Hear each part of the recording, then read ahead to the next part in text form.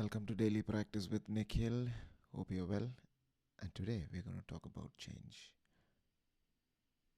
So, take a deep breath in, inhale, and exhale, and let the day's noise fall away for a moment. Just you and the space. I want to start today with a simple question, one I'd like you to answer yourself in the quiet of your own mind. Is there any area of your life, your health, relationships, career, your inner state that you would like to change? And if so, I ask you second question, why? Why do you want it to change? So take a moment with that and feel the little bit of tension that arises with that thought of change. We all know that feeling. The theory of change is so very simple. I will eat healthier. I will meditate every day. I will be more patient with my family. The words, they roll off the tongue so easily. But then, the next morning, we reach for the same old croissant. We skip the meditation. And the same old impatience turns up like it was nothing. So why is this? Why is that the easiest thing in theory becomes the most difficult thing in practice? So the truth is, we are not built for easy change, are we?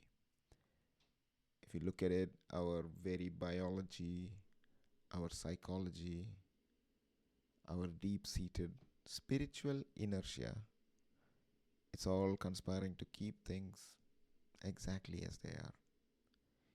Even when I'm doing these sessions, there is this inertia of keeping things exactly the same as yesterday. Oh, why didn't we just do the same thing again? Oh, why didn't we want to do another same thing which we did a couple of days ago? And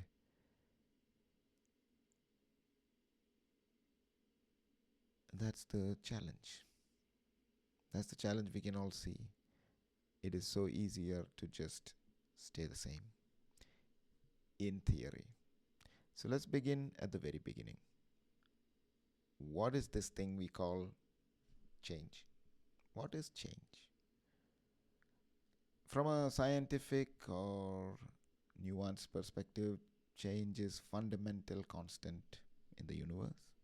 The cosmos itself is in a perpetual state of flux. Stars are born, they explode, galaxies collide.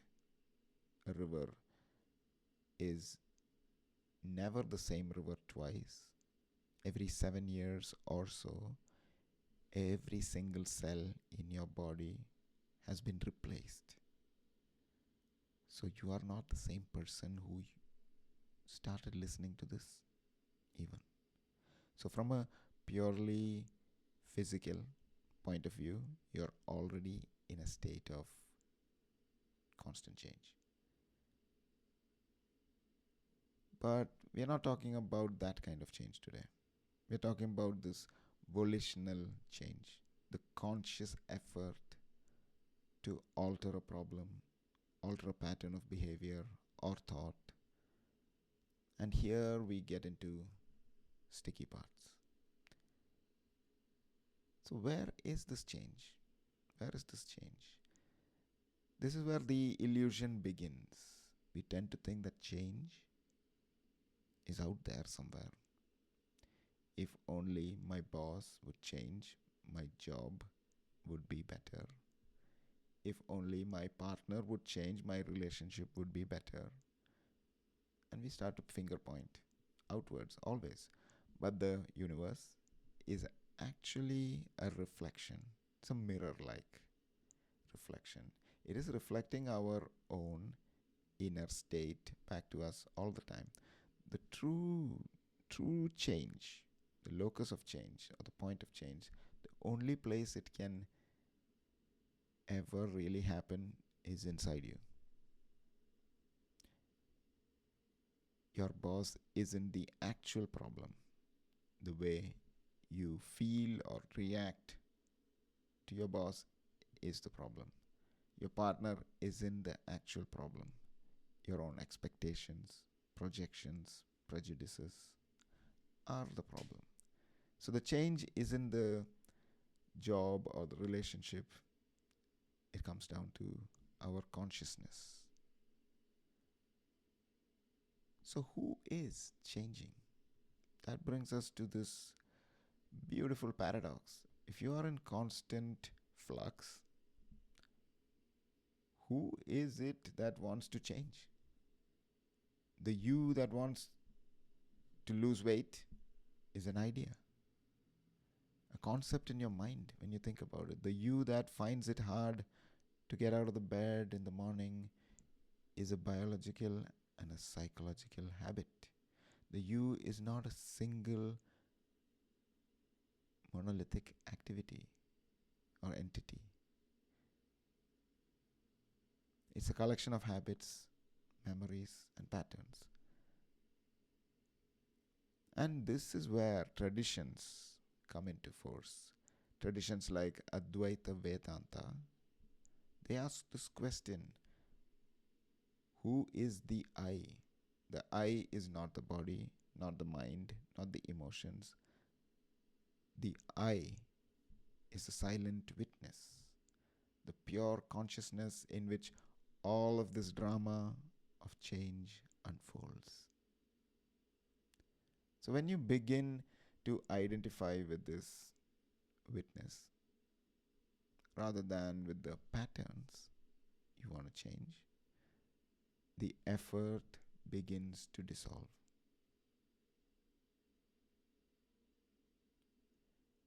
So you are no longer fighting with yourself. You're simply observing. So here comes another question, which is, why is it so difficult to change? What are the biggest obstacles we face? So why is it hard to close this gap between theory and practice? Yeah, there's fear, obviously, a lot of fear.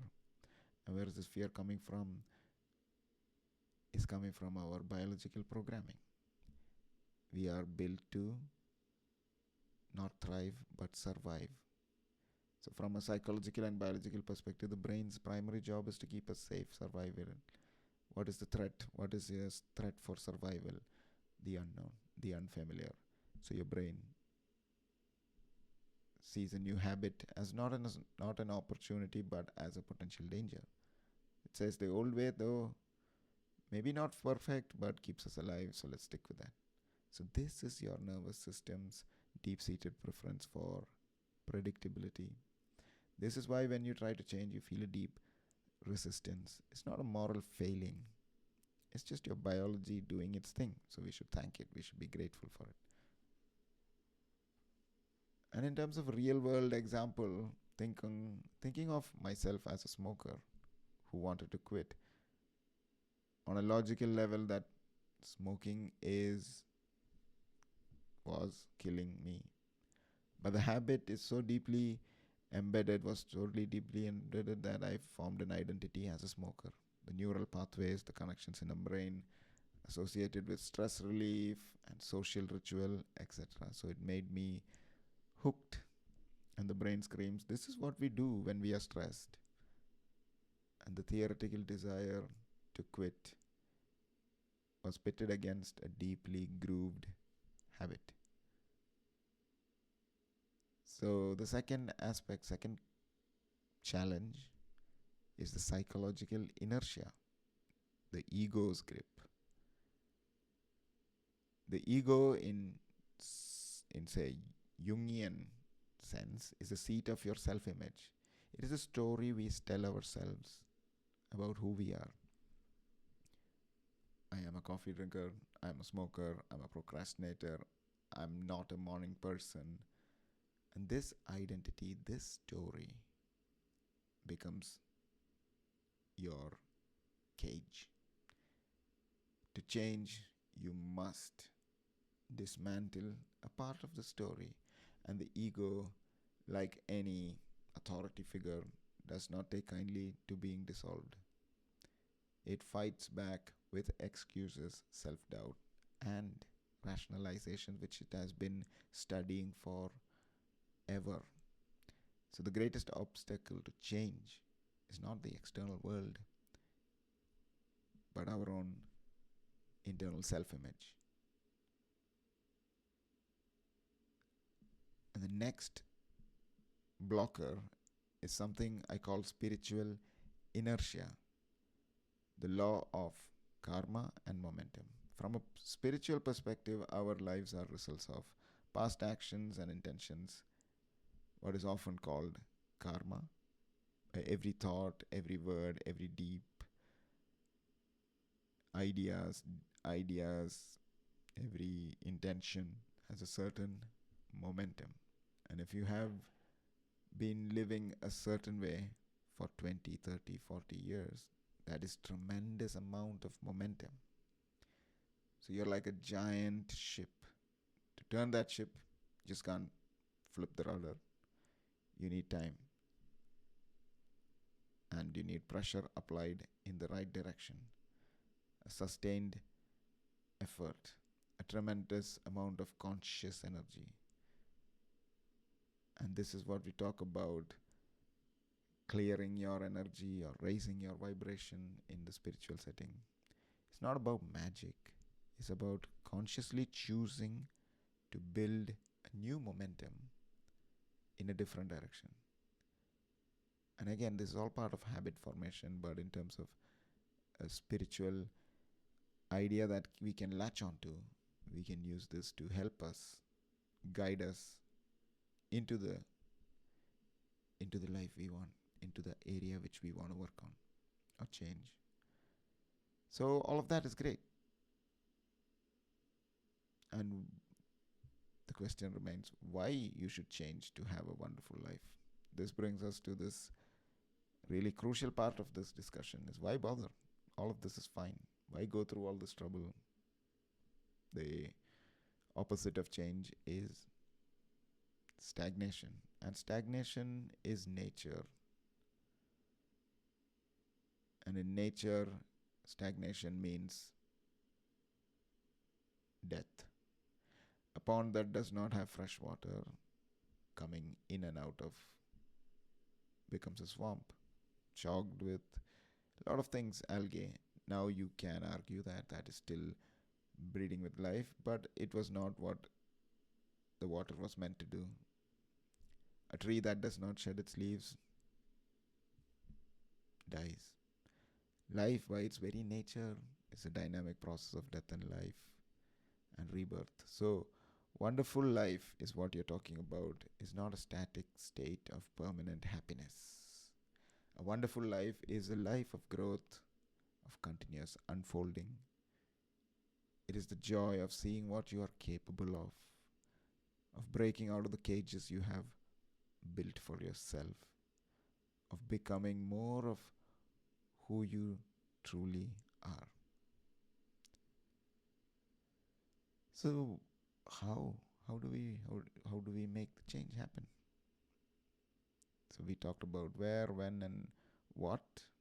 Now comes the part where we make change happen. And the first way to make change happen is something called Kaizen, which is small change, starting small. Don't try to move the whole mountain, as we talk about a lot. Don't say, I'm going to run a marathon tomorrow. Say, I'll put on my running shoes and walk for 5 minutes. The goal is not the marathon itself. The goal is to build the habit that helps you on your way. This is the principle of Kaizen, the Japanese philosophy of continuous small improvements.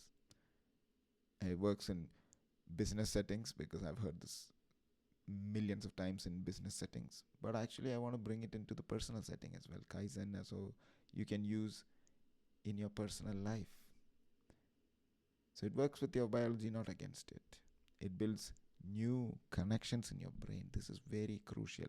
Anytime you experience something new and you absorb the feeling, you are building bridges, and that bridges get stronger the more you repeat them. So this is how you build new habits, by connecting new neural pathways. You can start by brushing your teeth with your opposite hand, the non-dominant hand, and within 10 days, 15 days, you start to become good at it. And that is what we call neural habituation. So you're starting to change ways in which you have been doing things, but once you do it for a certain time, it just becomes natural. And this we know from an intuitive sense, and I don't need to sit here and say, oh yeah, you just need to practice, because that is what we've been doing. We've been practicing all the time. So that is first, starting small. Second is identity shifting, not setting goals. It's about the identity. Don't say, I want to write the book. Say, I am a writer. Don't say, I want to be healthy. Say, I am a healthy person. The goal is what you achieve. The identity is who you become. So when your identity is a match for the change you seek, the actions become effortless. And this is what I was discussing with someone yesterday as well. It's like, if you want to get rid of the habit of smoking, or you want to change yourself, start by changing your identity. And it can be challenging right now, but it works, because you shift an identity, then everything else changes. Everything else becomes easier, because you believe in your soul, just like you believe you are a human being, or you are a mother, father. That's deep seated belief. If you get your new identity to that level of belief, and if you can seed it in your subconscious, by training, by practicing Kaizen, by practicing meditations and affirmations to help you get there, to make your identity so close to what you actually believe you want to achieve. And when your identity is matched, change you seek becomes effortless. And a healthy person doesn't have to force themselves to eat well. It's simply what they do. And that is how you can change. Number 3, the power of observation, not judgment. This is the core. This is the core principle. Instead of fighting with yourself, simply observe. When you reach for that unwanted dessert, don't say, oh, I'm so weak, I just have these desserts all the time. Just notice the craving. There is the craving for a cookie. It's so interesting. And when you skip your meditation, don't judge yourself. The mind is resisting today. I see you. Observation without judgment dissolves the internal conflict. It creates a space between you and your patterns. And in that space, freedom is born. And that space, change happens. Number 4, connect to the why. Why do you want to change deeply? Is it to impress others? Is it because you feel you should? And that kind of change can be really interesting, but also very fragile. It'll crumble when things get slightly challenging. The most powerful change comes from an inner knowing, a deep connection to your true purpose. So what is your true purpose? Why are you doing? Why do you want to be healthy? Perhaps it's you can play with your grandchildren. Perhaps it is to be active in your community. Perhaps it is to help create new ideas. Uh, Perhaps it is to just have fun in life. Perhaps it is to uh, run a marathon and push yourself into your limits. Whatever your why is, I want you to really see how big it can get. The why, if when the why is big enough, the how takes care of itself is a famous saying. And I understand why it is a famous saying, because it is true. Why is it big enough? Is the why actually helping you to become that new you? So I invite you to return to that question we started. Is there any area of your life you would like to change? And if so, can you simply sit with that desire without judgment? Can you begin to observe the patterns that arise without trying to fix them?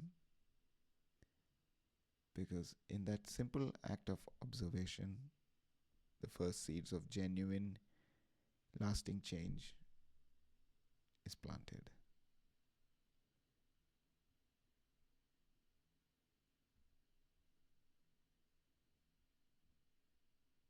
So, what is that for you? How is that sitting with you right now?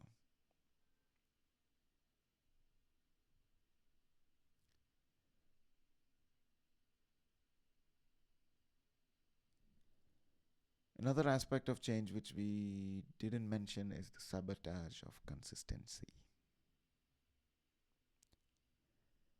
The mind also possesses a powerful subconscious drive for psychological consistency.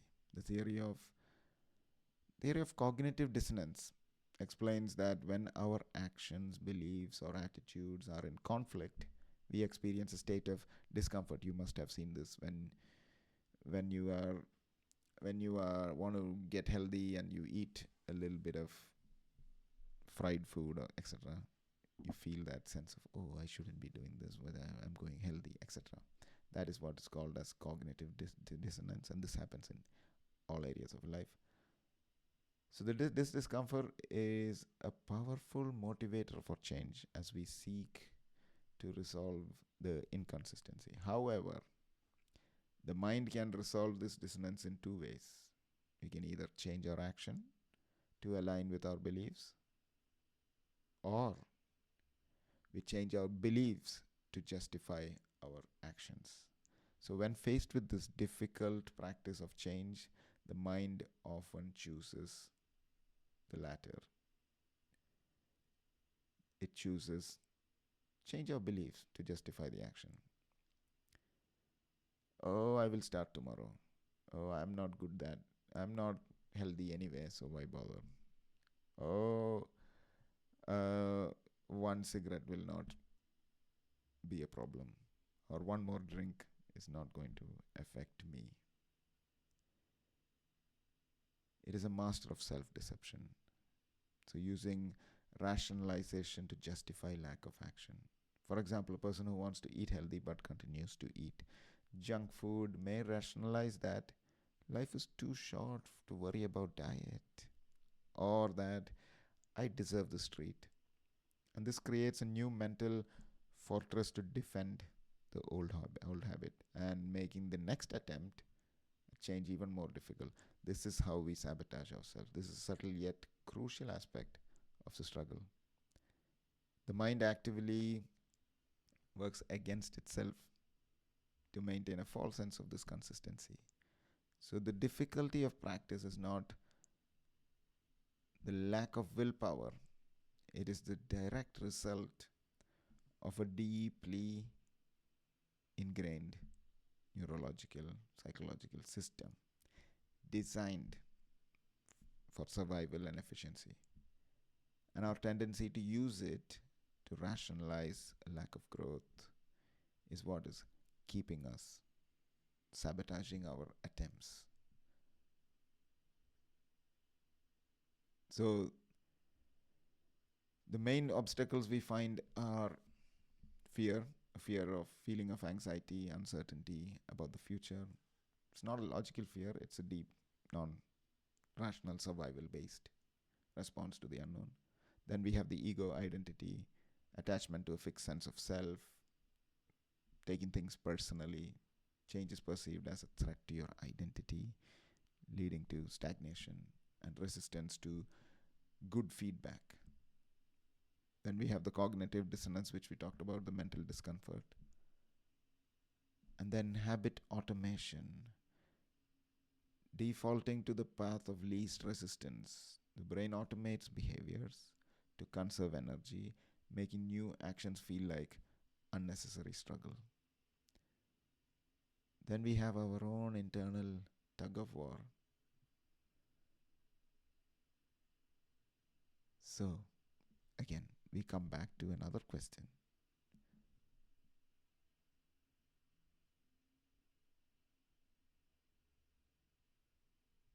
Why change? Why change? Why go through all this trouble? Again, I ask you this. Why am I voluntarily encountering difficulty? Why do we plunge into it? Why?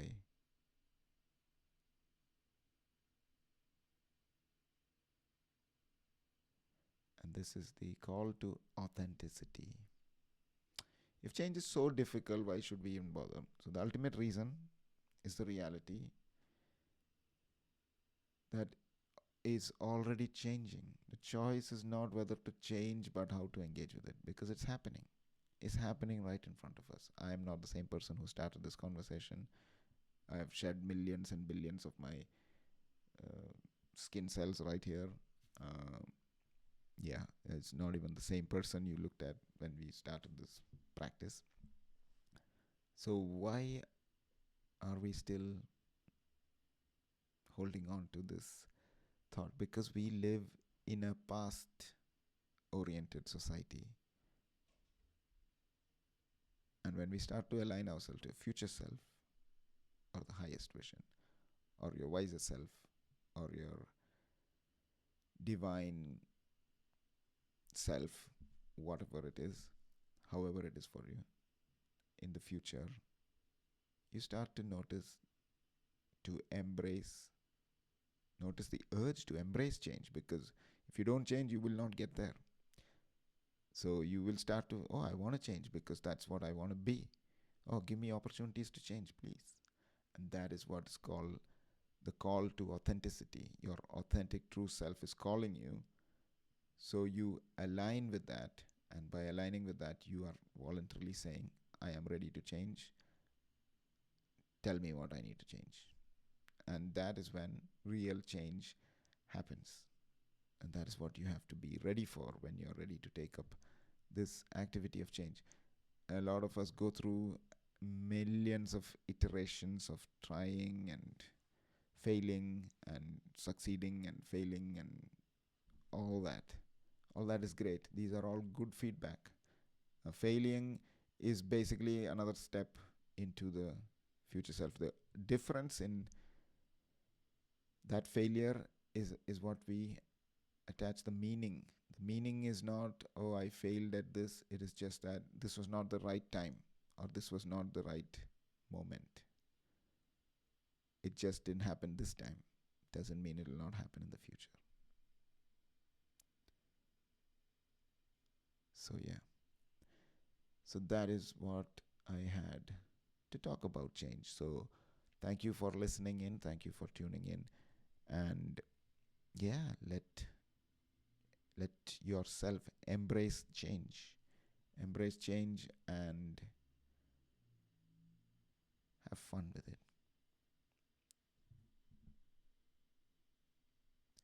So thank you for listening to Daily Practice with Nikhil. And if you liked it, please let me know. Please share your thoughts, comments, anything that can help you, anything that has helped you, and what does change mean to you? And why do you want to change?